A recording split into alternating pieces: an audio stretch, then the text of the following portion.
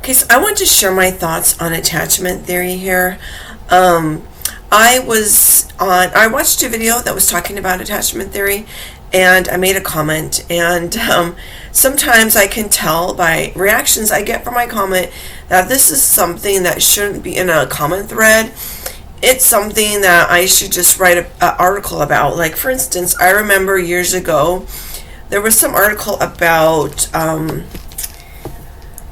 a song or some song that was like a woman's anthem, I believe, or they were tagging it as that. I don't know that it was trending that way at the time. And I made a comment about it saying how I didn't really think it was, and honestly I can't remember the song and all my reasons, but the place who wrote the article wrote me back or messaged me and said, we would like it if you would write an article on this and your differing viewpoint.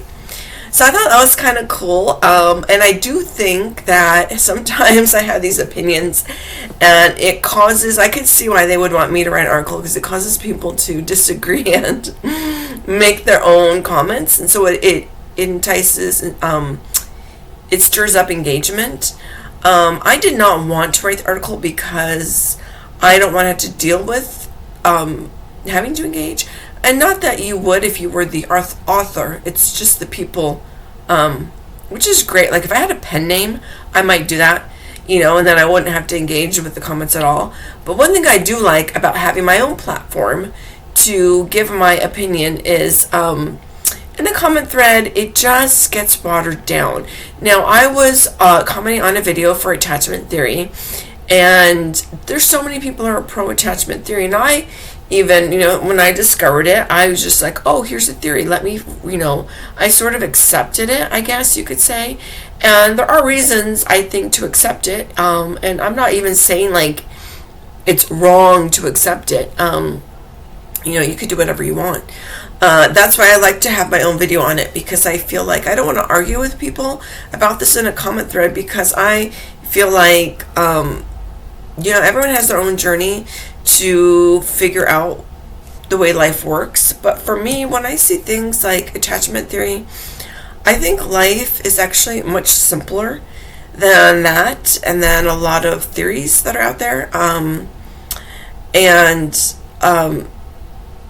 I think we complicate things and actually make it harder to move forward in life based on some of these things. The way that people see things, like when you see yourself as fundamentally flawed, I'm kind of anti that. Now, I'm pro improving, but I think you should have a goal. Like, what do I want? And what is blocking me from getting there? Not what does everybody else want and what does the consensus say we have to do, because everyone has different roads and obstacles, that they're going to go through. So let me get to my attachment theory and what I said. So attachment theory is basically, and again, I'm not an expert on it, but I have read quite a bit about it, and probably not a book. So again, not an expert, but basically there's anxious, avoidant, disorganized. I think the one that is kind of a combo deal might be called different things in different, and avoidant might be detached. I'm not sure, but you can tell by the names of the styles what they mean. Like, anxiously attached means you're looking for more attachment. Avoidant means, or detached means you're looking for less attachment. Disorganized means it's kind of a combo deal. My little kitty. Let's see if he could come up here. Okay, I just had him say hi.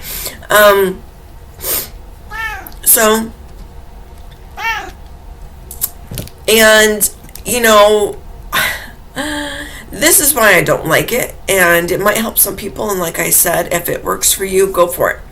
go for it. But this is why I don't like it. Because I think when you label yourself as anxiously attached, then you see yourself as a problem. You see your needs as a problem. And I don't think that's where the growth lies. So, for instance, if someone, anxiously attached, I might think, okay, you need more communication. So, I don't really see, when you fundamentally say someone wants more communication, what is the flaw in that?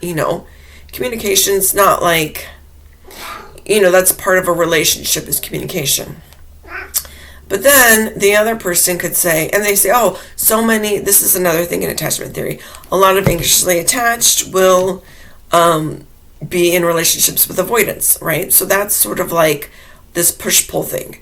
So then the anxiously attached person wants more communication, and the other person is the avoidant, and they will, run away from it and, get into their shell more. Now, here's why I don't like that. Because I think if you communicate with someone and they're like, yeah, I don't want to communicate, and they become more avoidant, who is, that's someone you're in a relationship with, a romantic relationship with, or even a friendship, really. I mean, and it's not like they're going through something. This is the pattern that you see. No one's going to really like that. And so I see it as a dynamic, because here's the thing. You end the relationship or, distance yourself greatly to the point of probably ending the relationship. You're no longer anxious. So, and then I guess I would say if you're anxiously attached, does that mean you're anxiously attached with every single person? I just don't think that's true. I think when you find people who really want to be around you and really enjoy your company, you're not going to see this pattern of them detaching from you and being avoidant. I think it's a big clue when you have poor communication that the relationship is at fault, or the culprit, not the person. And I just think when you think it's the person, you're then going to want to accept yourself that way. I now accept myself as always wanting communication. I now accept myself as never wanting to be with someone closely committed. And I just don't think that is growth mindset to have these labels we put on ourselves, that now we see ourselves as being this person that's going to be this way, and we accept it, and we accept relationships that have that dynamic. And that's where I see the biggest problem in this theory. Now, if you accept the theory and don't have this problem, it might work for you. But I think it's better to look at dynamics and say some dynamics can create anxiety and avoidance for people. Actually, to tell you the truth, the avoidant person probably still has anxiety. They're just dealing with it in a different way. So some relationships cause anxiety and some relationships feel secure. And I really think when you're with someone you should be with is when it feels more secure, right? Why would you want to be in a long-term relationship with someone who gives you anxiety? You want to be in a long-term relationship with someone who makes you feel good. And I'm not saying things are going to be good 100% of the time, but we're talking about distinct patterns here. So, my problem with attachment theory is I feel like we accept then something that is beneath us. And then also with attachment theory, then you look at that person as, they're an avoidant. I can't stand avoidant people, blah, blah, blah. That's the only thing that's wrong is don't date them because they're avoidant. Don't date them because they're anxious. Well, guess what? They're not going to be avoidant with everyone. They're not going to be anxious with everyone. I don't believe it. I really don't believe it. Okay. I think someone might want to communicate a lot. And you could say, okay, if someone likes a lot of communication, are they anxiously attached? No, they just need to find someone else who wants a lot of communication.